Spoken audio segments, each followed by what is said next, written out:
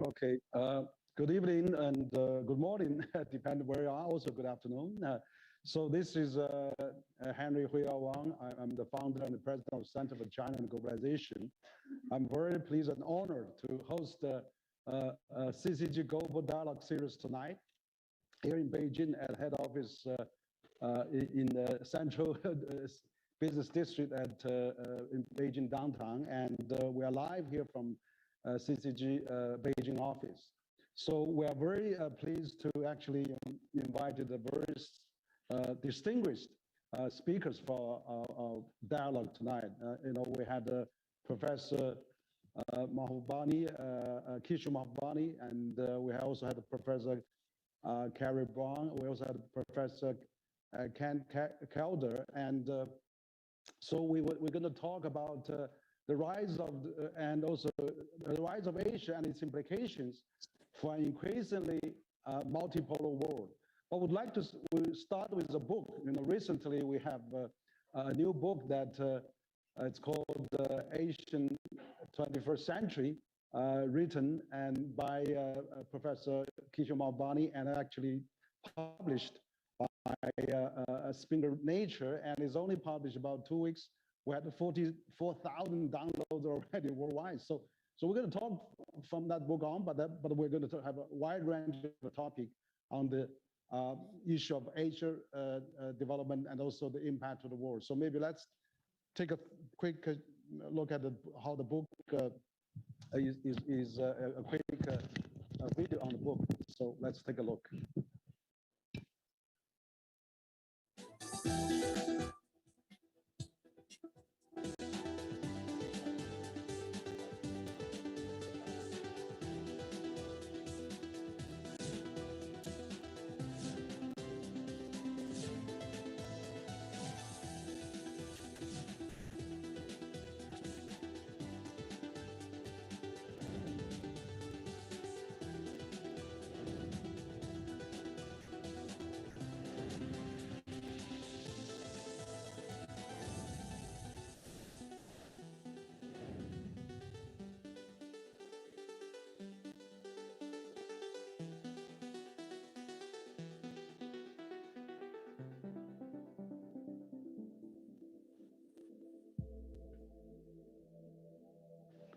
Great, thank you. So we actually had the book launching event last, about a week or so ago. But I'm very glad that today we're going to have a more focused, dialogue, and of course also a topic rising from here. But also, we can cover a wide range of a topic regarding Asian and its a multipolar world.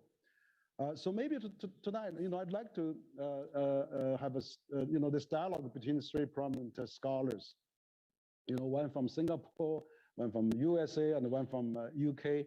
Of course, I'm from China. So what I would like first to introduce Kishore. Probably you could give a bit of a rundown of your book. But let me first introduce Professor Kishore Mahbubani, and he's a distinguished fellow at the Asian Research Institute at the National University of Singapore.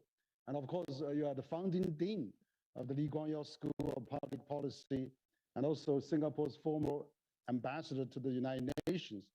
But also you are a prominent voice in the world of affairs, especially in regard to the issues on Asia and US-China relations and global governance. So I think, it's probably we're going to have you to start to give us some new introduction about this new book you just published, and how the Asian, the return of Asian are going to impact, China and also the US and the EU, and of course the rest of the world. So perhaps I start with Kishore first. Professor Mahbubani, yes. Yes. Thank you very much, Henry, for organizing this event, and I'm really glad that you managed to get two very distinguished scholars, Professor Kerry Brown and Professor Ken Calder, to join us for this event. It shows how much pulling power you have, Henry. I'm very impressed to get such a distinguished panel.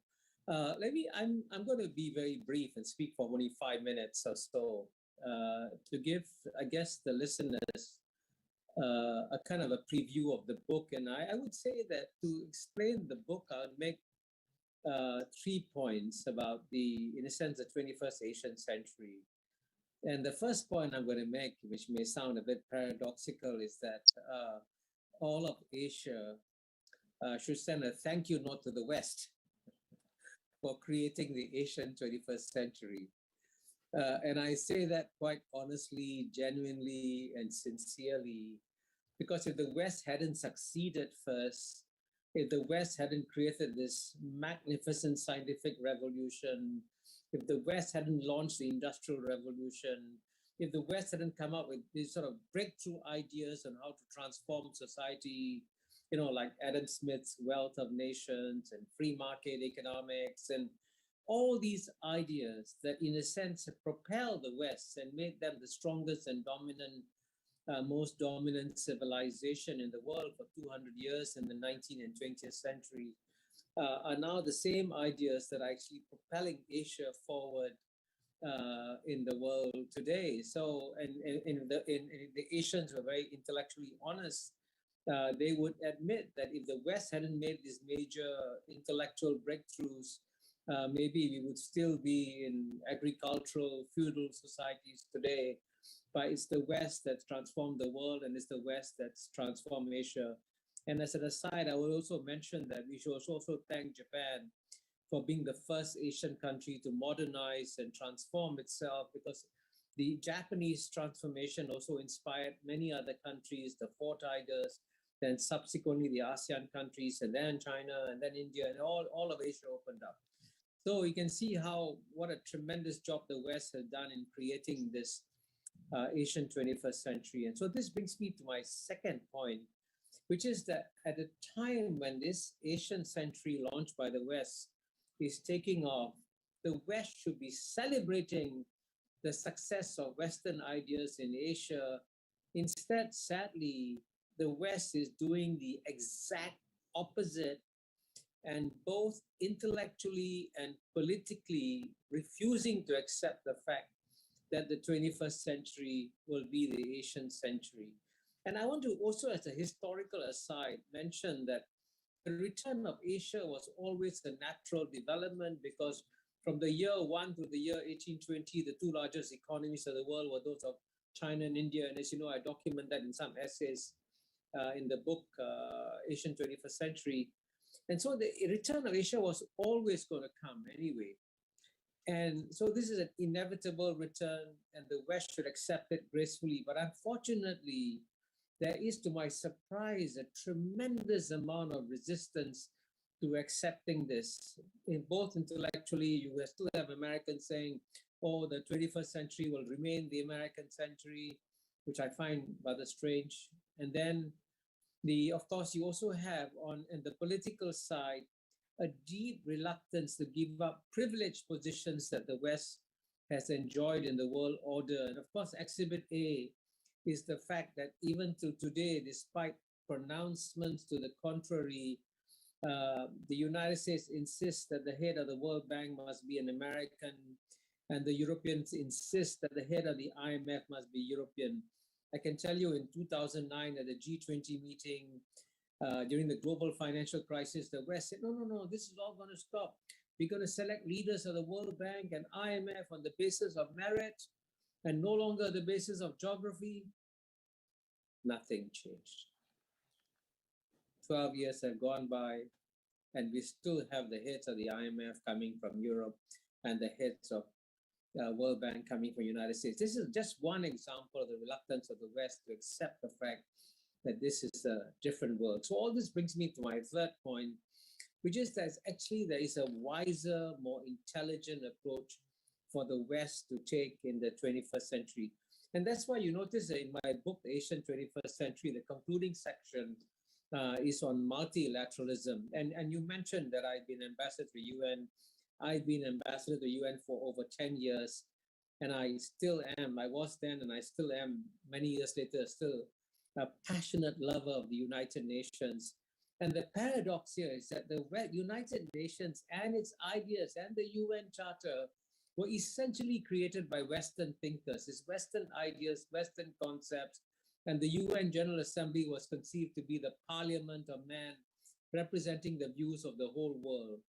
And so, in a sense, if you want to create a more balanced world order to reflect the new world, we don't have to reinvent the world. We can just take the 1945 rules-based order that the West created and work with it. And so, in the population of 7.8 billion people in the world, only 12% live in the West, 88% live outside the West. If you want to know what 88% are thinking, you don't have to go very far. Go to the UN General Assembly and use the UN General Assembly as a parliament of men to listen to what exactly the world wants. And the good news is that most countries in the world, especially in Asia, want to cooperate with this rules-based order that the West has created and actually want to have a more stable world order. And you mentioned China. China has become the biggest beneficiary of the 1945 rules-based order. Therefore, it's in China's national interest to preserve this rules-based order rather than to disrupt it, as many fear would happen. So actually, if we do want to create a peaceful and safe Asian century, we don't have to go far. Let's go back to the 1945 rules-based order. And that's the concluding argument of my book, In the Asian 21st Century. So thank you very much, Henry. I'm looking forward very much to the dialogue with this very distinguished panel you've established. Thank you. Thank you, Kishore. Yeah, thank you for the point that you just made. I mean, absolutely. I think we are now in the 21st century, and Asian has been developed precisely as you said for the last 76 years of. After the Second World War, we had this new Bretton Woods system that China actually embraced on that.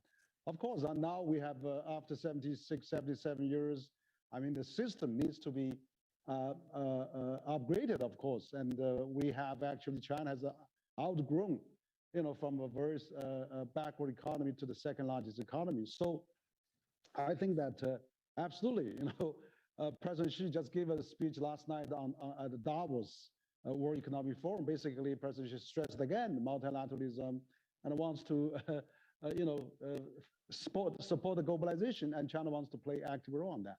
So I think that this book probably can rouse a lot of a discussion and rethinking of how we can, as you said, we don't have to reinvent the wheel. We just have to work together, and even on the same system that was designed and largely designed and architected by the U.S.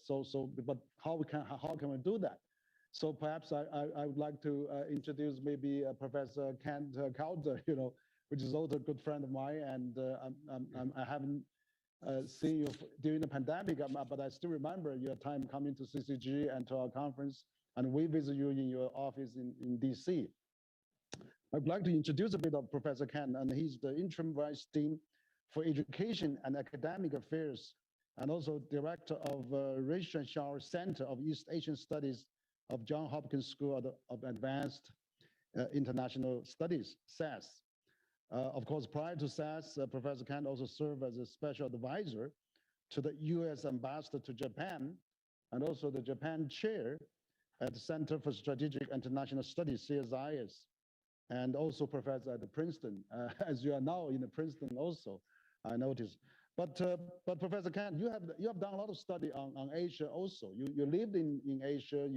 You have written books about Euro-Asia, and also you have also spent a lot of time in China. So what's your take on this Asian rising or return to its to the main global economic scene and politically as well? And what do you see as the U.S.? I mean, this system was kind of U.S. largely designed, but can the U.S. now have a President, she said, the world is big enough, the Pacific is big enough. Can we really accommodate two biggest Pacific countries, and also including EU, that we can all live peacefully in this world? So what do you think about this? The connectivity probably is the next biggest move in Yes. the global economy. And what's your point on that, Professor Calder, Well, please? Well, I certainly agree with the points which Kishore, Ambassador Mahbubani has just made. And I've also looked through the book. I certainly recommend the book to viewers. I myself, of course, for years, I've agreed very much that we have a global transformation underway. The first book that I did while I was together with Roy Hoffheinz at Harvard University back in 1982, The East Asia Edge. We were talking also about a global transformation, about the revival once again of a world that, exactly as he mentioned, Asia had been at the center historically, and that world, after the important and creative interlude of the Industrial Revolution and many of the difficulties since, that we are returning to an earlier era. Of course, I do believe, I'll come back to this, that there's a key role for the United States. It's a key power today. It will continue. I believe there's fundamental strengths: America's technology, food supply, energy supply, creativity. There are many enduring strengths that will continue to give it a role, but the world that we will live in certainly has many characteristics of the world that Ambassador Mahbubani is laying out in his book.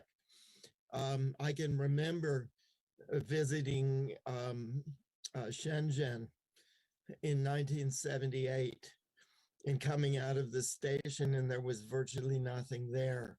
And then, of course, just before the pandemic, I was back in Shenzhen again, and the home of much of China's great technology, skyscrapers already, a huge city. I could hardly believe the transformation. And I see this time and time again as I move to the cities of Asia that I've seen really since the time I was a boy. I was in Hong Kong when I was 8, and then going back and seeing how different, or Singapore, of course. And you haven't mentioned Singapore in detail, but certainly it's a extraordinary place as well. I've written about that. I was glad to see Kishore mentioning in his discussion of the rise of Asia, of course, China, but also Japan, and the remarkable story of Japan's transformation going back to Meiji. Of course, there were dimensions that the world regrets and Japan regrets as well, the militarism and all, but certainly the important, potentially constructive role that Japan can play in this major transformation in world affairs. We keep drawing the dichotomy of Asia and the West, and fundamentally in the sense that Kishore has talked about that, talking about the huge share of mankind which is outside the West. This is certainly the case. I do think a piece of this transformation, and I'm sure Professor Brown will come back to this also, is important transformations across the continent of Eurasia. China's rise, to me, is really a remarkable thing that shows is right at the heart of this global transformation. But no doubt it's also been magnified by the collapse in the early 1990s of the Soviet Union, the transformation more broadly of the continent, the end of the Cold War also, of course, created a different Europe, and the extension of the European Union and and NATO and so on considerably to the east, and deepening ties in the last decade across the continent between particularly China and Germany, but with the AIB and so on, at an important point also with Britain. And so there are certainly complexities, but the transformation of many parts of the world, not only Asia, also have to do with this significant global transformation that's underway. And I do hope as we move to the future, I think it means exactly what Ambassador Mahbubani has pointed out. It means a world which certainly is not unipolar, and the bipolar dimensions, the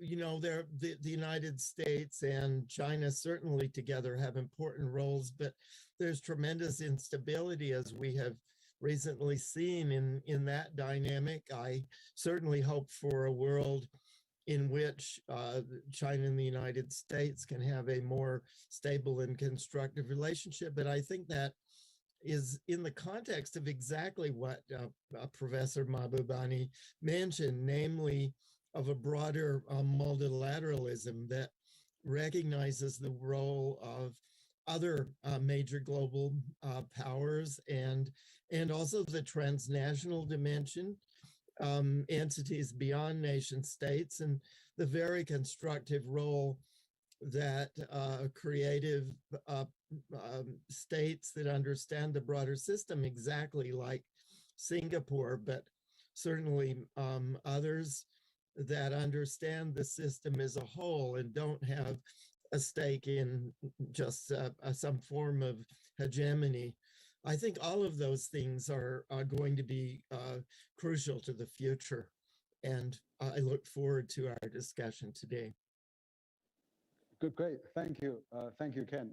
I think you've been outlining all those kind of eyewitness of what has been happening in Asia, in China, and Singapore and Japan. You are the expert on Asia, also in the US as well. So you have been actually witness all that. And actually, this has been, the big development out of Asia in the last several decades. But how the world view it and how we really can mix that with the world development together and then peacefully accept each other. It's really seems now to be a big challenge now, since China and US had this trade frictions or even trade war in the last number of years, and now we are still having this almost bipolar world taking shape. So perhaps I have Professor Kerry Brown to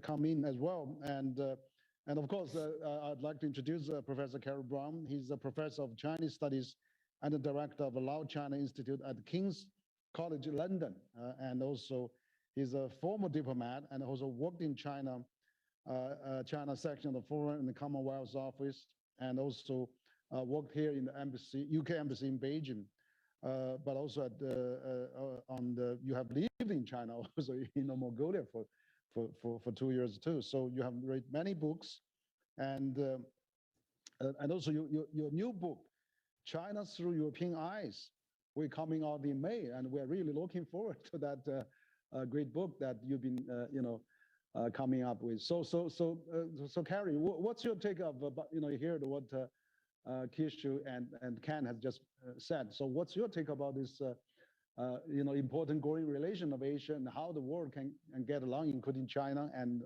what's your view on those issues? Kerry, please. Thank you very much. And I'm a great privilege to be here with two such distinguished colleagues and experts. In the United Kingdom at the moment, we're mostly obsessed by whether our esteemed Prime Minister partied much last year or not. So I'm afraid lifting our heads to look at bigger issues is a bit of a luxury, because I mean, this is an important issue. And I got two comments. First is really about what the outcome might be. And the second is, how did we get to where we are now? Professor Mahbubani talked about, the Asian century. In a sense, a bit like the Nash, kind of equilibrium. It would be good if we had a century where everyone felt they were the winner, a human century, as it were. In a recent book on existential problems facing humanity, an Oxford-based futurologist Toby Ord, didn't mention China, I think, once. He mentioned climate change, nuclear proliferation, artificial intelligence, and pandemics, and meteors clashing into the Earth, which is somewhat unlikely. But he didn't mention China. And yet we have got to this situation where China almost obsesses a large number of our political elite in Europe and particularly in America, and where even saying that we need to have dialogue has become a difficult thing sometimes. And that seems a strange situation to end up in. As Professor Calder has said, it's not like we have just arrived at a moment when China is prominent. This has been happening for 40 years. And yet, despite all of the evidence and the economic indicators and all of the accumulation of different very strong signs that China is becoming much more significant, suddenly there's this extraordinary panic. And I find that puzzling. An example is the very odd story of a Chinese, a lady of Chinese heritage in the UK who has been accused of trying to influence politicians here from our domestic security MI5. I mean, if one looks at this story, it's very hard to work out what the story is. People try to influence politicians. Sometimes politicians try to be influenced. If we have a problem, it's the funding of politics and political parties, particularly in the UK, probably in America. And that seems to be more important than whether a particular person is trying to have influence, because in this case, I wouldn't say it was a very successful outcome. When we look at the really strange and panicky and, kind of weird situation at the moment, I do remember about 13 years ago during the great economic crisis, when Chinese investments sort of first really started to appear in London. And there was a lot of discussion in the media about how China was going to buy up the world. Well, of course, that didn't happen. But what I do remember at that time were many people who were interviewed about should we be worried about Chinese investment, saying very strongly that this was not an issue because we set the rules in our own environments. And Yeah. can you hear me now? Can you hear me now? I think. Yeah, can you say again? Yeah. Yeah, can you hear me okay now, Henry? We lost you for a while. Okay, sorry about that. Probably it's not a very good link here. So you were talking about, I guess, Christine Lee, London, causing fear, Okay. and then after that we lost you for a while. Okay, sorry, I'll go back. So I remember about 13 years ago, in the great economic crisis, when there were, the first real sort of stories of Chinese investment. No, is it still not working? No. I don't know why this is such a bad line. Sorry. Look, why don't I duck out for a while, then I'll come back in if you carry on, okay? No, we can hear you. Yes. Okay, right. Let me try one more time. So I do apologize. I'm really sorry. Yeah, I mean, about 13 years ago, Chinese investment first started to appear in Europe. And I remember at the time, the position was that we should not be worried about this because our rules and regulations were strong enough to deal with this new phenomena. And that confidence seems to have gone, particularly here and in America and in Australia. There is this odd story of how China is a very, very strong threat to our values, our systems, and it seems to go a long way beyond the evidence. And it seems to make China into a problem, which is a different kind of problem to what it might be. This is not about Asia in particular, it's about China. I suppose the final thing then I have to say is that what really puzzles me in this situation we're in now is for Europeans, China and Asia are not new. We have been interacting for 500, 600 years. We have a long history. Henry just referred to a book coming out this year. It's actually not my book, it's a collection of the key documents by major European figures over the last 500 years about China. these are not China experts. They are major intellectual figures. Leibniz, Montesquieu, Voltaire, Marx, Hegel, Max Weber, Bertrand Russell, Roland Barthes. I mean, very significant figures who wrote about China. The pattern that you get over that 500 years is broadly two narratives, two stories. On the one hand, to idealize China, and the other, to be fearful and demonize it. Leibniz, I suppose, represents the idealization, and Voltaire. They regarded China with its Confucian meritocratic system as a valid alternative for what Europeans were doing at the time in the Enlightenment. And that has continued down to the present day. On the other hand, figures like Montesquieu wrote of China as being an oriental despotic place that we shouldn't copy. Now, in the narratives that we have available, at least in Europe, and it seems to be the case in America and Australia too, I don't see that fundamental structure has changed. It's either to idealize, to look at China as some enormous trade and economic opportunity, or to regard it as a huge political and geopolitical threat. There are two problems with that to conclude. The first is, if you regard China in particular, and other partners in Asia too, as such major problems, how are we going to have a global system to confront the existential problems I talked about earlier, which don't recognize and respect country boundaries? But secondly, with these very extreme narratives, we don't have the tools in our media, in our politics, in our public discourse and debate to deal with what is clearly a very complicated situation. We are trying to use pre-Newtonian physics to deal with a quantum era. This is very, very, disastrous. So I think, finally, we've had the kind of introduction of relativity into physics. We certainly need it into geopolitics. I don't see why we are still haunted by storylines that were put in place 500 years ago that have not been radically contested. And I think that that is an urgent job. It's a job we have to do together to create a more adequate story and a more adequate narrative for clearly an enormously challenging period that we're all moving into. Thank you very much. Yeah, thank you, Kerry.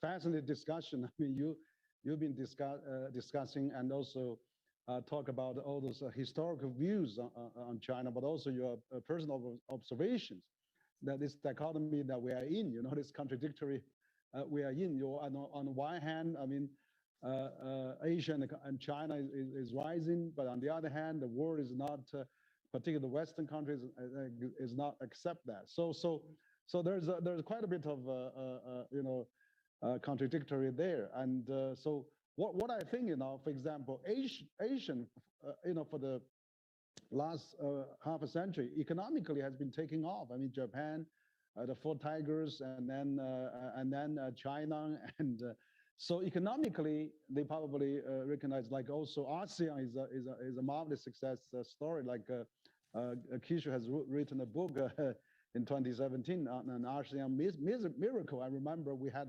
that book publication event in Beijing University, Peking University. I was there together with you. So we see that ASEAN, Asian is rising, but politically, is not, including China, is not really accepted.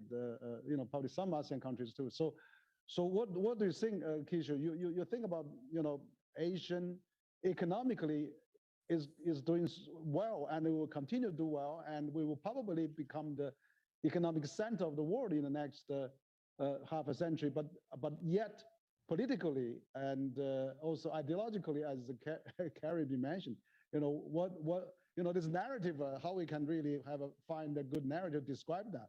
I think Asian 21st century is a great start. We can talk about, but how we can really reconcile the differences. between East and West and how we can accept each other. That really is the key. So, Kishore, do you have any response for that? Yeah, thank you. First of all, I want to thank both Ken Calder and Kerry Brown for their excellent presentations there. I think they've added a lot to the discussion. But your question, I think, gets to the heart of the issue that we have to deal with, which in some ways also Kerry Brown touched upon. We live in a world in which there are many immediate, pressing global challenges. And I'm glad Kerry Brown mentioned that when this Oxford professor was listing the problems in the world, China was not on the list of problems. But, you know, it was climate change, pandemics, and we can name all of them, you know. So the challenge we have is that there are two imperatives coming to clash in the 21st century. So the first imperative, which I think is the dominant imperative, is that the world has shrunk, you know, and we, all of us, 7.8 billion people, in the past when we lived in 193 separate countries, it was as though we were living in 193 separate boats with captains and crews of each boat. Now the world has shrunk, and the 7.8 billion people live on 193 separate cabins on the same boat. And if you're a cabin on the same boat, there's no point taking care of your cabin if the boat is going to sink because of climate change, if the boat is going to sink because of pandemics and so on and so forth, right? So the imperative to cooperate has become very strong and very powerful. And logically, if human beings were the most intelligent species on planet Earth, that's what they should be doing. But unfortunately, in the 21st century, another imperative is coming to play, which is the 2,000-year rule of geopolitics, which states, like an iron law of geopolitics, whenever the world's number one emerging power, which today is China, is about to overtake the world's number one power, which today is the United States, the world's number one power always pushes down the world's number one emerging power. And as you know, that's what my book Has China Won, which is behind my shoulder, is all about. And that's also the book that you kindly arranged for the translation in Beijing or in China too. So these are the two conflicting narratives that are hitting humanity. There's one imperative pushing us to cooperate. There's one imperative pushing the two great powers to engage in a major contest. And so I think here the solution, therefore, is, you know, in my book, I devote a chapter to what I call the 6 billion people. Because out of 7.8 billion people, 101.4 billion people live in China, 330 million live in the US. There's still 6 billion people outside. So it's very important for the 6 billion people outside to try and persuade the US and China to press the pause button on the geopolitical contest and focus on the common global challenges. So I hope there'll be more voices like the one that Professor Kerry Brown referred to, this professor from Oxford, saying, hey, humanity has got much, much more pressing challenges to deal with, and that's what we should focus on. You mentioned ASEAN. If you could talk privately and secretly to the ASEAN leaders, and ASEAN makes up 650 million people, by the way, it's a significant group. Their wish is for the United States and China to really stop this contest and help them deal with the more pressing challenges that they face, which is COVID-19, which is climate change, which is poverty, which is the need for development, and so on and so forth. So I hope that there'll be more voices like the one that Professor Kerry Brown referred to, speaking out and saying, let's press the pause button and everything else. Let's focus on global cooperation. Thank you. Great, great. Thank you, Kishore. You really outlined this well. So you know, we had in the past 70 years, you know, the Western countries has really taken the lead, and now the Eastern countries has really catched up. But then the two imperative, as you said, you know, really get into a crossroad and then confront each other. Kind of, you know, we are in some kind of a trade war, tech war, decoupling, and all those things. So how can we solve that? I mean, Professor Ken Calder, you live in the U.S. You see this happen. You see how we used to, this year actually marks the 50 years of Nixon visit to China. This China-U.S. joint communique, issued 50 years ago. And but now we have seen this tight situation with across street of Taiwan, for example. We see U.S. actually has sanctioned over 600 Chinese companies already. And China has actually sanctioned none back yet to the U.S. But you see, the U.S. is, as Professor Mahbubani said, the number one power is really want to calm down on the number one rising power. So there's a conflict somehow there. But do we have a chance to work together now? Because with pandemic, it's such a, we lose such a golden opportunity to work together. Also, the U.S. is talking about Build Back Better World, B3W, and China has a BRI, as you are a BRI expert too. So the infrastructure has become the biggest common denominator of the world. Everybody recognizes the infrastructure is crumbling in some countries and largely needed in developing countries. Can the U.S., including EU announced the 300 billion euro European gateway. So can we really work together so that we can really set aside these differences? Well, you make very important points. I think the first thing that I would say is we need to be realistic. There are areas some areas of deepening conflict. For example, in electronics technology, the civilian sectors and defense-related sectors actually technologically in areas like artificial intelligence, for example, possibly 5G and so on, they are coming technologically closer together. And so there are some natural tensions that arise for that reason. That said, I think the implication of that is there need to be negotiations, there needs to be more dialogue to deal with that particular dimension. But additionally, I think there's a danger in this kind of an era of transition. In some ways, there were even some parallels in the earlier transition from the height of the British Empire to an era of a stronger American role in the world. Misperceptions, Richard Neustadt, paranoid misperceptions, and so on. This kind of thing, and Professor Mahbubani's also talked about this at times. This is easy to happen in a period of transition. So that means, I think, more dialogue and even some formal negotiations. I think we could be headed into eras, just as the US and the Soviet Union had in an earlier age, of strategic dialogue between China and the United States. There are those dimensions, but let me put those to the aside for the moment, because I think the more important one flowing from our discussion here is, as Professor Brown put it, this is should be a human century. This should be an era, as Professor Mahbubani said, also of globalization. President Xi, of course, was mentioning these things in Davos, and his earlier speech, I thought, was eloquent in Davos 2 or 3 years ago on related things, related issues. This is a global era. And there are reasons to think if we look to the intermediate and long-term future, I think to be more optimistic. Demography has not been mentioned here. Of course, the West has grayed over time, and the broad and non-Western world, of course, has a much younger population.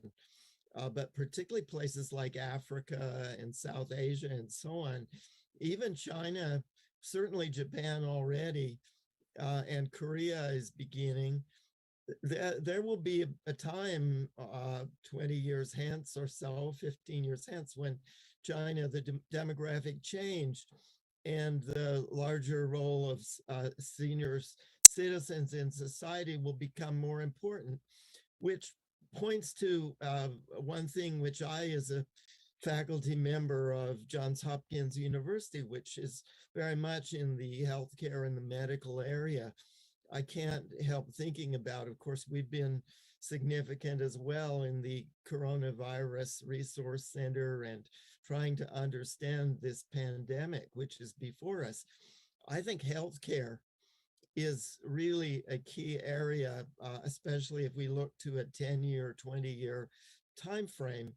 Those that have gone before can certainly have lessons for those coming. Japan, in that sense, has some things to say, I should say, for the West, possibly for China, for other countries regarding the problems, the challenges of healthcare and what to do. We need cooperative research. It seems to me it's a tragedy that we have so much of the world population which is not yet vaccinated against COVID-19. China has certainly played an an important role, and it has its vaccines. The United States has developed some, I think, fair to say, impressive vaccines as well. And there's a European dimension to this. There's a lot more we can do on the COVID issue, potentially cooperatively. And this is in the interest of all of our nations, because as we've already seen with the Omicron variant coming out of South Africa or the Delta variant coming from India, that the whole world can be threatened potentially by this, the variants in COVID-19. We need better cooperation in that area, as well as other parts of healthcare. Let me say just a word about infrastructure, because you mentioned it, and I know that we agree on this point. In my supercontinent book, which I'm gratified will be published soon in China, I talk about the infrastructure needs of the whole continent in detail. And of course, China has played a pioneering role. I think as grand strategy, there's no question for China, the Belt and Road Initiative is a astute grand strategy. It also has broader global implications that I think on the whole are positive. I develop an idea, distributive globalism, essentially that rather than thinking about zero-sum conflictual regulatory ties, you do this, we don't do this on, say, trade policy, it's far more constructive to distribute resources. Of course, every problem cannot be solved that way. I do, as I said, I believe there are certain areas where we have to be realistic, but infrastructure is not a zero-sum area. It's a plus-sum area. And many of the initiatives that China has made are important. You mentioned Build Back Better, also European Gateway. I think the major parts of the world understand very well, and Singapore has also played a significant role in relating to infrastructure also. So possibly even thinking we have the AIIB, of course, we have the Development Finance Bank in the United States. There are a lot of new institutions. Would it make sense, and I think you have spoken about this also, to think about a global infrastructure fund or global institutions, to, as well as healthcare promotion institutions from a broad multilateral point of view? I think we need to be thinking outside the box in terms of some of the new institutions, that cooperative institutions in the area of healthcare and infrastructure. Yes, yes. Thank you, Ken. Yeah, I think your idea of a distributive globalism is also a very interesting idea, and actually now we have this the infrastructure is where I think the world is all badly needed actually. I just talked to your colleague, also is a good friend, David Lampton, not too long ago. He wrote a book about the I River, about this China Laos Railway, just recently opened the last month. So I think this China starting connecting ASEAN countries already by railway now. So this is really, I think we have to find big things to work on, and big hope to handful. Otherwise, we're going to lose the confidence of build up the relations, and that is really bad. So we have to work, climate change, infrastructure, and pandemic particularly. We really has to work. So I agree with you. That's all the urgent issues. Both China, US, and EU, and the whole world needs to work together. And now I would like to turn to Kerry now again. And I know you and I, we've been getting quite a few dialogues on the China, dialogue on China, at DOC and also on South China Morning Post webinar bars, and we see this there's two narratives. For example, the US is emphasized on the American style democracy, and we see also China is holding democracy forums, and so actually, the rise of Asia, the rise of China, I mean, economically is fine. It's only the ideologically and also the governance style, particularly the value that seems Western has problem, particularly for China. So how do you think we can reconcile this? Because the Western democracy also, we see some challenges, problem too, like January 6th, what happened on the Capitol Hill. But you see, the democracy system works in China. We had a meritocracy, we had a consultative democracy, we have a consistency. We've been working from one 5-year plan to another 5-year plan, and also with all the modern decision-making supporting system. The system can be as effective as a Western democracy, as even more so probably. Let's compare with the KPI of all the performance of the country. So what do you think? How can we really, make peace with these two narratives, or maybe how accept each other, particularly for the West to accept China on this value and ideological issues, which you are very familiar with? Yeah, thank you. That's a tough question. If I were to be extremely flippant, I would just leave this question for the next generation, or two, or three. A bit like Deng Xiaoping, I think, said about, certain political issues. I think on Taiwan, he said, just leave it for the next generation or the generation after that. I mean, because if you were to sort of have someone arrive on this planet from Mars, who knew nothing but could speak, obviously communicate with humans, I mean, I think they would work out pretty quickly that there's one group broadly around the United States as the most powerful that has one view. There's another group broadly around China as the biggest economy, but not necessarily very politically aligned with China. But, these groups don't agree. That's all you could say. They don't get on and they don't agree.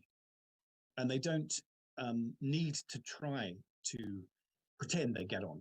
I think it's important to stop trying to pretend, because we've got enough issues that dictate how we're going to behave. Climate change doesn't care about values. Pandemics don't really care about values. Government responses to the pandemic have not really varied massively, whether they were democracies, non-democracies, whatever system. Everyone has struggled. They've taken very, very different routes. China's route has been one, the European route has been another. They've all had some challenges, and they've had some successes. Finding the vaccine, for instance, in different places was obviously an important thing. So no one really wins in this. No one loses, no one wins. We all are kind of on a flat earth here. And I think that's really important, that we give up on this idea of there being a conclusive debate about which values are preferential. There are things that work and that don't work, and big issues now are going to dictate what we need to do. We are wasting a lot of time at the moment arguing about these unresolvable values issues when we clearly have evidence every year of our climate being a problem. And Europe, Germany last year had floods that killed many people. China had floods that also led to fatalities. So this is very, very obvious and the same problem. Now, I think COP26 last October is the good kinds of economic challenges that the pandemic and other things are bringing. It's going to be a challenging time for everyone. Growth is going to be really challenged. There's no one that's going to come out of this very easily. So I am interested in how politicians, in particular Europe, are going to be able to sort of maintain this strong conviction that we are in such a luxurious and strong position that we can completely ignore our economic interests and say we're not going to deal with anyone who doesn't agree with us. When in fact, economically, we're going to urgently need to find new partners and sources for growth. And in the UK in particular, because of Brexit, we have obviously complicated our relations with our prime economic partners in Europe. The whole idea was, I thought, to have a global Britain narrative where we had stronger relations with China in particular, as the world's second biggest economy. And yet, in fact, we see this complete ambiguity where we know that we need to have this stronger economic relationship because China is not a big investor in the UK and not our biggest trading partner by a long way. On the other hand, politically, we still think we have the luxury of having big arguments about issues which our politicians mostly don't really have much knowledge to deal with, not many of them. And secondly, wouldn't really be able to resolve if they were given 10, 20, 30 years. I mean, this is a real odd priority. So I think we have to really be honest with ourselves in this. I think that's the most important thing for policymakers, to stop giving themselves the illusion of choice. On many things, we can't dictate what we can do. We can just understand how we're standing and what we are planning to do a bit better. But I don't think that we can give ourselves such ambitious ideas as to try and change the views of others about their values. That clearly isn't feasible, and it certainly hasn't worked so far. And I don't see any reason why it will work in the future. Thank you. Yeah, great, great, Kerry. That's exactly so. So you don't think this changing value can help or maybe influence each other? But you know, why China was constantly be pressured to you know, on those issues, you know, human rights or you know, issues of democracy and things like that, because that was precisely Western countries was persistent on China to change some of those positions. But you're right, you know, those are difficult. But again, as Professor Mahbubani mentioned in his book, you know, from year 1 to year 18th century, you know, Asian civilization, China was dominant, you know, the largest GDP in the world. But for the last 200 years, China falling behind. Now we're talking about the rise and return of Asia, return of China. Can the world accept that? And how can the world accept that? And what are the things need both sides to do? I mean, that's again the question I'm going to ask Kishore now. So what, you know, I mean, I couldn't get an answer from Kerry, but let's see what we can do about this, you know, rightful rise of Asian and China, even though they have a different value in the different countries, even in Asia. I mean, Asia as a whole does not have a unified value itself either. So it's diversified group, but at least economically their integration. We have RCEP getting effective this year, January 1st. It's the largest free trade agreement in the world now. And we have CPTPP, which is largely also Asian country in it. And we hope that China is also busy building up all those economic alliance where China has also confounded with those military alliances, secure alliances like AUKUS or Quad and things like that. But what can be done? But also, Kerry mentioned about this, climate change. I mean, doesn't recognize value of climate change. But China, on this front, actually now developed the most advanced technology now on the clean energy vehicle, automobile, the largest clean energy vehicle, the largest solar power producer, largest the wind power producer, largest hydropower producer. China is really doing fast on that as well. I mean, that can benefit the whole world if we really recognize each other right for existence. So how can we do that? I mean, I had all of you, perhaps Professor Mahbubani can give some further thought on that. Thank you, Henry. As usual, you raise very good, challenging questions. When this session began, and I was asking myself, what would be the outcome of our discussion among the three of us? We have one scholar from United Kingdom, one scholar in United States, you in China, and me here. We could have ended up, frankly, in this discussion with very divergent points of views, But I have so far noticed in most of the points that are being made, a great convergence of views, So for example, Ken Calder, when he says that infrastructure is not a zero-sum game, but a positive-sum game, frankly, if America builds a road, it boosts economic productivity. When China builds a road, it boosts economic productivity. It's a positive-sum game. So both sides should build more roads, and say not see this as a zero-sum game at all. And similarly, I think the key point that I think Kerry Brown is emphasizing is about the pressing global challenges that we face. And those are actually much, much more important.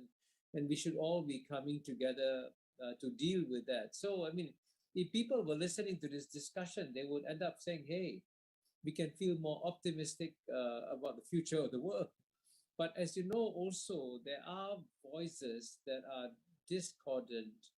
And that's why, actually, I'm looking forward to seeing very much the book by Kerry Brown on traditional European voices on China, those which idealize China and those which demonize China. There is actually a very strong, powerful constituency, especially in the United States, which is demonizing China today. I mean, let's be very, very clear about that, okay? It's a very powerful constituency, and unfortunately, there's a bipartisan consensus of it in Washington, D.C. There's a very strong element of it in the media also.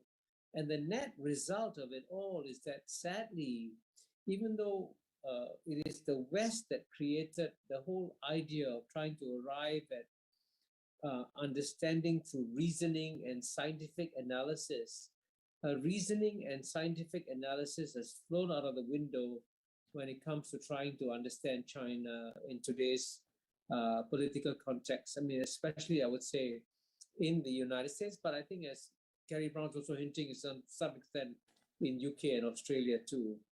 And the tragedy here is that there's absolutely no reason for there to be a clash even on values between China and the West or China and America, because China is not exporting its values to the West.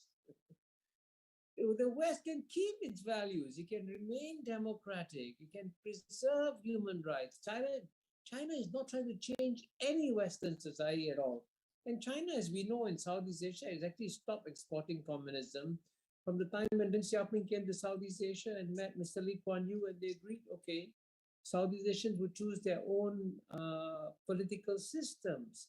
And at the end of the day, the best thing that the Western societies could do is to say, okay, let history decide which are the best political systems, okay? And time will tell. And as you know, in my book, I say that if this really is a contest, a black and white contest between democracy in America and authoritarian systems in China, then the West can relax, it's going to win. But if you look functionally at American society, American democracy, as I document in great detail, has become a plutocracy. And that's why there's so much unhappiness among the bottom 50% in America. And Chinese society has become a meritocracy, right? And the Chinese Communist Party has managed to get the really remarkably the best minds in China to serve in the Chinese Communist Party. So it produces very intelligent public policy solutions, including on climate change. So it's how you define the debate also is very important. So the best thing you can do, frankly, and this goes back to my very, very first point, let's just press the pause button on all these disputes and focus on what's really, really important today. I think this is what Ken Calder was emphasizing. This is what Kerry Brown is emphasizing. You know, issues of climate change are staring at us in our face. Every year that we waste is very dangerous, you know. We should be focused on common human challenges. And I'll be very happy to call it the human century if we all agree, okay, we come together, 7.8 billion human beings, forget our American identity, our European identity, our Asian identity. Just remember that we are all an endangered species on planet Earth. That would be a fantastic outcome from this discussion. Yes. Thank you, Kishore. Actually, you know, when those tycoon, you know, from Tesla or Amazon, when they fly on the outer space, when they look down on Earth, you know, they felt that the whole global village, you know, it's all human beings. I mean, we're not no difference at all. Absolutely, you talk about this protocracy, and you know, that reminds me about the U.S. It's 1%. You said it's you know, governor of the 1% by one for 1%. It's true, you know, the middle class for the last 30 years, as you state in the book, has not gone up anywhere, you know, in its income. Whereas China has been very careful on that. You know, like President Xi come up for the last 10 years, he tackles the most, the last, you know, 100 million extreme poverty, the most difficult part, and totally eliminate that. That's really a big achievement. And also now they're calling for the common prosperity, basically is now looking at the 300 million migrant workers in the cities, you know, fast delivery boys or Didi drivers and things like that. But now in the US, as you said, if 50%, bottom 50 hasn't really gone up. I noticed that you know, the 1% of Wall Street, also the first 10 tycoon of the Wall Street, their wealth has been, you know, has hugely increased even during the pandemic. Yet, you know, this the American, you know, multinationals making business worldwide, and they are not benefiting probably much of the Rust Belt and the Midwest and things like that. So the local, like I was talking to Martin Wolf, he said business become you know, global and politics become local. They keep voting out anti-globalization politicians to the Congress in Washington. And bashing China and scapegoating China is the only surviving successful strategy for the politics. So how we can really turn that? I mean, China is, you know, trying to help. China already donated, you know, provided 2 billion doses vaccine to the developing world, and yet China is, you know, blamed in the West very often. So, as you said, there's a group of people that demonize China very much. How can we change that? I mean, Professor Calder, you are living in the U.S.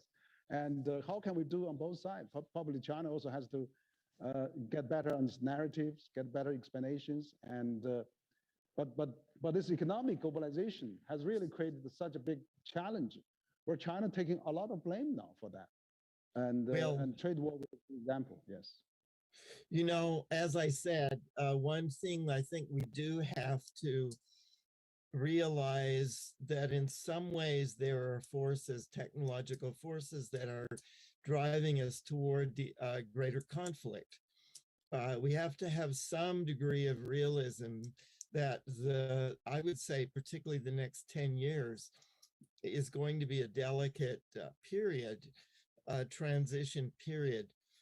So we can't, I mean, of course, that's precisely, to me, what drives the importance of a broader vision, a broader, more effective vision for what can be done, which I think it has to be more concrete, and it involves a broader understanding in the West. I would say including in the United States, and within the United States, including those parts of the country that, exactly as you have said, have not benefited from recent developments. I know that I was very interested that you had spoken to Angus Deaton, who was a colleague of mine for many years at Princeton University, and of course has written, I think, very eloquently about the problems of the American working class, and so on. So some part, and of course, much of the tension, the actual tension, I think, in U.S.-China relations, much of it is driven by security-tinged issues and by things like technology. But the political side, the political edge on the tension, which in some ways actually is quite irrational, I think is driven by the deepening frustrations of our working class, and by the, in the Midwest and the Rust Belt and so on. And it's a difficult, some of these things need to be done indirectly or through, for example, global funds or through global initiatives that go beyond simply U.S.-China relations, I think, because the global perspective, I think, politically speaking, inside the U.S. probably could, in the short run, have more salience. That said, it needs to be combined, I think, by something very exactly what you are doing here with the Center for China and Globalization. You have had, I think, some very impressive dialogues with people, opinion leaders. Some of them, of course, are the globalists, our common friends, of course, Joe Nye and Tom Friedman and so on. But also, as I said, I was very interested, you'd spoken with Angus Deaton. And I think reaching out, your role, which of course presents some of the important things that China has done, reforestation, the electric vehicles and including the role which you have allowed for foreign investment, including American investment. Tesla, if I'm not mistaken, has one of its largest factories in the world in Shanghai. So I think understanding a vision for the kind of world that we need, in that vision, some appreciation and increased information about the important things China has done, some attention to the issue of dialogue with our middle class, and increasing the understanding of including our working class, which I think is politically somewhat pivotal in the United States, even though their actual direct conflicts with China, I think, are far less than is often thought. So it's a complex question of improving relations, but I think the multilateral context, together with an attention to economic prosperity, shared prosperity, and issues where we do have common views like infrastructure and healthcare, I think, are quite crucial. Yes. Thank you, Ken. Yeah, you mentioned about Angus Deaton, the Nobel laureate from Princeton. Yeah, I had a dialogue with him a few months ago, and he impressed me very much with his very solid research, that he actually studied American, for example, the life expectancy of the US is dropping year or two now than before, whereas China's life expectancy is only a year or two apart from US. So there's a lot of things that make his work very impressive. And but I'd like to also finally ask Kerry, and you live in UK, and UK now get out of EU and talk about global Britain. So do you think that UK still have a lot of a role to play. I mean, rather than playing AUKUS, we would like to see UK play more in the CPTPP. Maybe, talk with China and let's revive Asia on those positive things. We may have, as Kishore mentioned, we can maybe tolerate different values and system, but economically, everybody share the same benefit and recognize the value of that. So what do you think about UK can do in terms of as now you have a big influence in the West, in US, Five Eyes, and also now Prime Minister is talking about have a good relation with China. So how can UK play a unique role in balancing all those differences? Yeah, I mean, so the integrated review produced by the United Kingdom as a foreign policy document last April kind of tried to look at all of our foreign policy issues and spell out a bit what the global Britain kind of story was. I think it's a good document. I mean, it's probably one of the best ones that this government has produced. And, it there sort of spells out this idea of a relationship, specifically about China, being, collaborative, competitive, and then adversarial. So that's the same structure as the United States. I think Antony Blinken used the same kind of division in, speaking last year. And it's the same in European Union documents. The problem is that where do we agree with each other on where China is collaborative, where it's competitive, and where it's adversarial? Because everyone has a different view. Now, I think for the UK, we will be led by where our economy goes, because the whole logic of Brexit was we would get out of, one set of relationships so that we could then become a different kind of trading, investment, and economic entity. We have signed free trade agreements with Australia. I think Japan, they have not delivered a great deal. The obvious one would be with China. And we, in theory, should be able to be free to sign such a deal.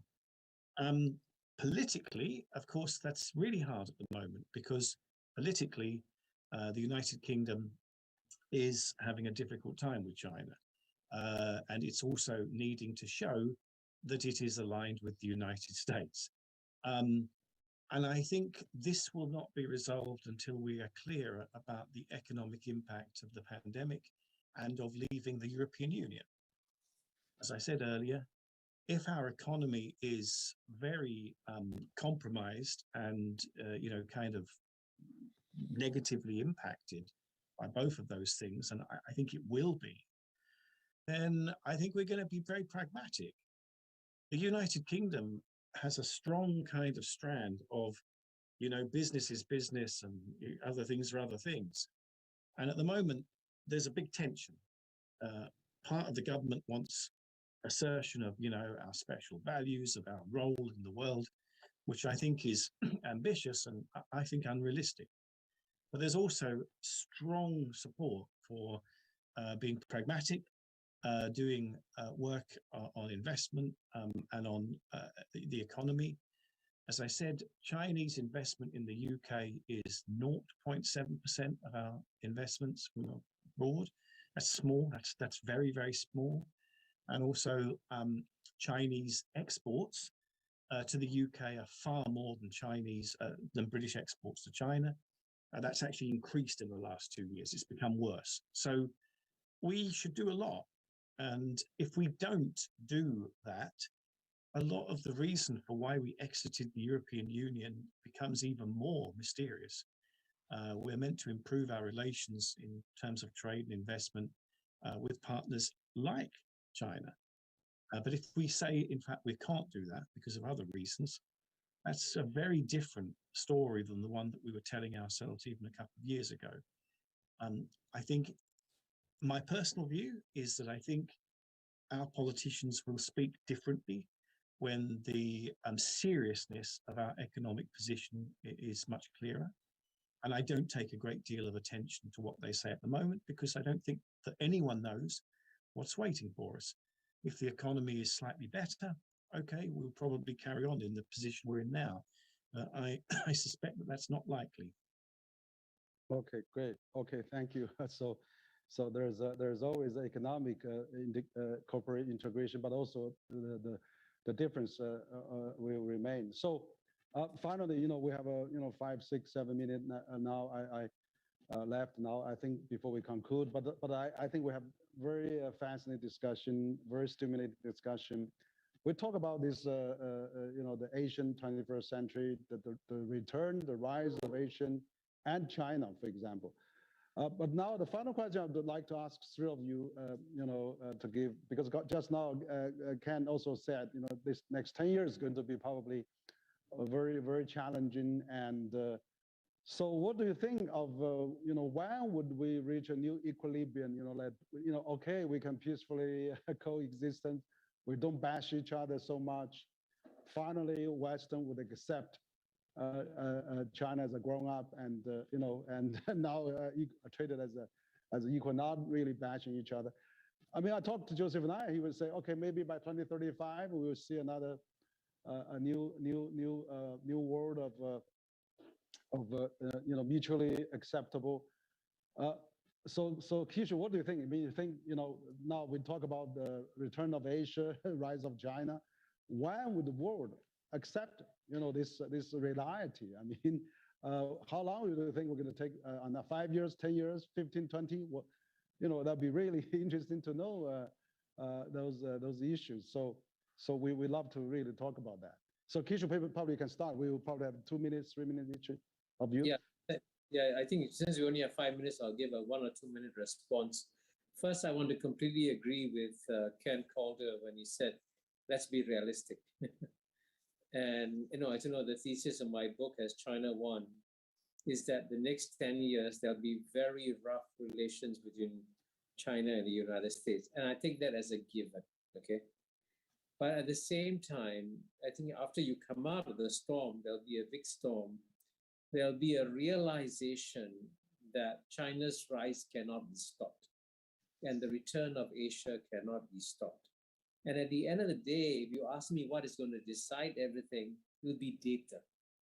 So if the IMF shows that China's GNP is now number 1 and United States GNP is number 2, that changes the whole picture dramatically.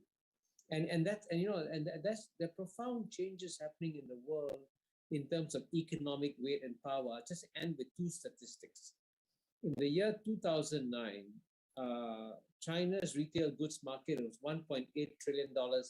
United States was $4 trillion, more than double that of China.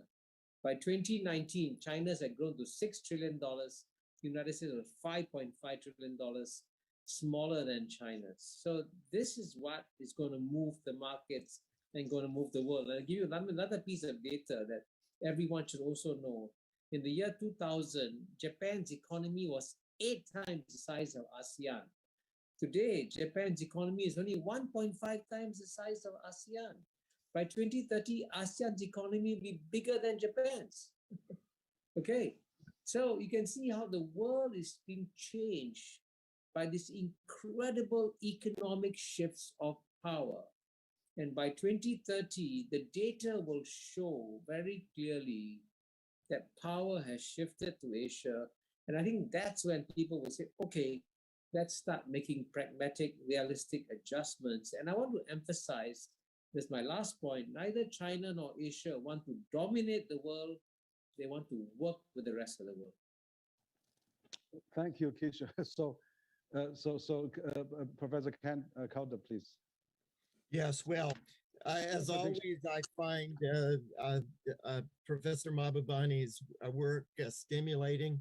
He's been one of the most important commentators on this transition that we have now. And I like his new book, as I have several of everything else, more or less, that he's done. I very rarely disagree with him, but there's just one small cautionary note that I think we should introduce here. Namely, demography is at work.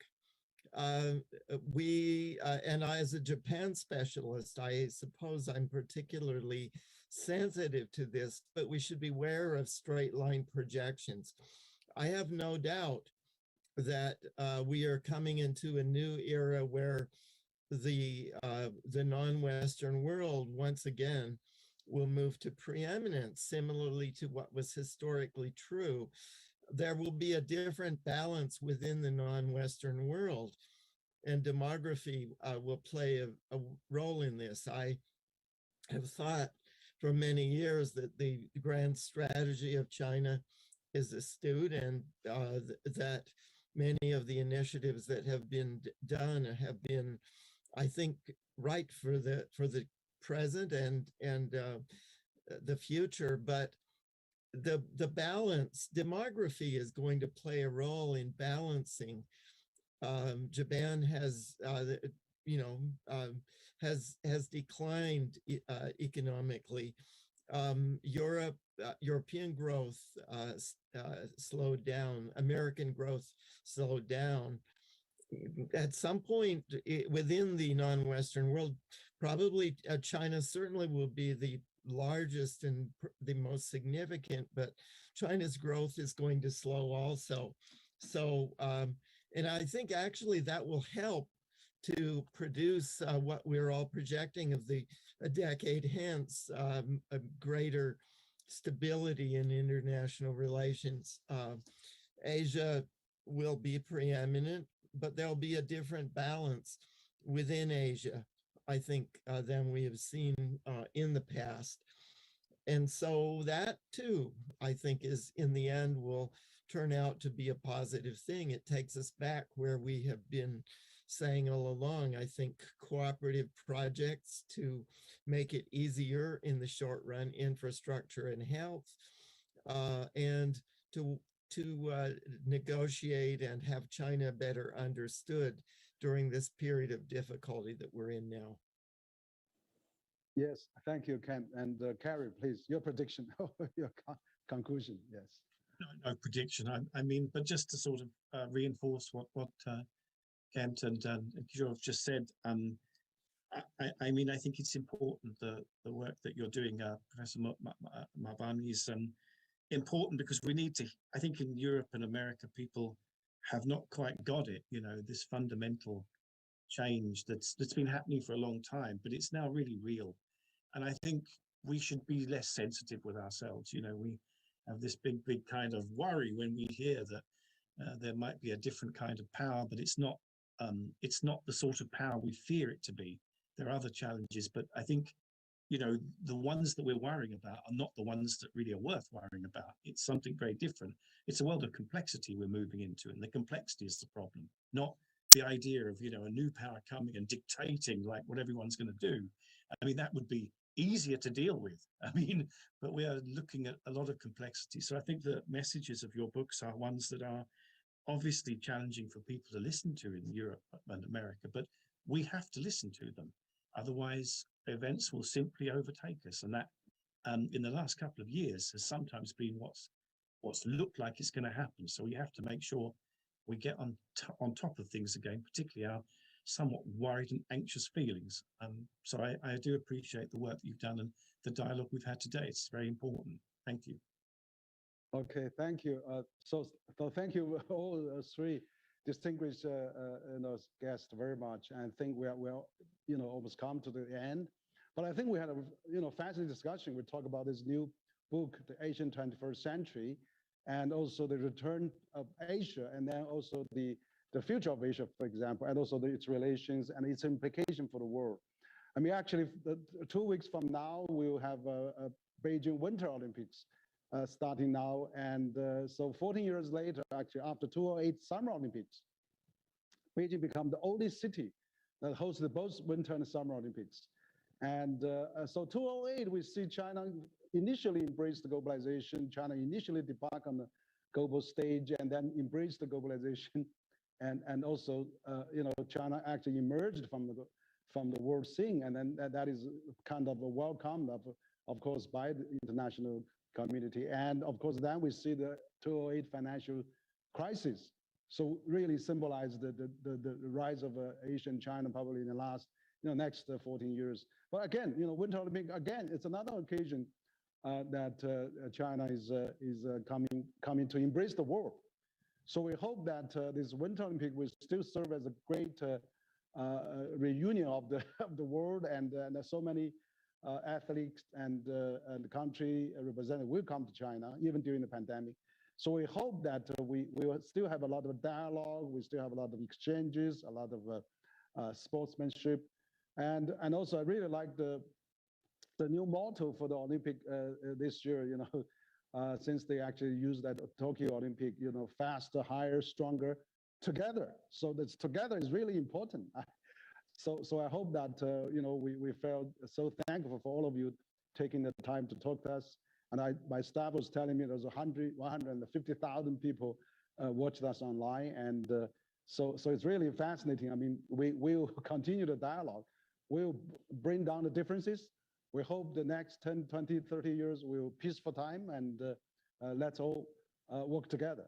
So thank you very much, and thank our audience, and thank our staff. So thank you, goodbye. Thank you very much. Okay, much. have a good time. Bye. Thank you. Bye-bye. Bye-bye.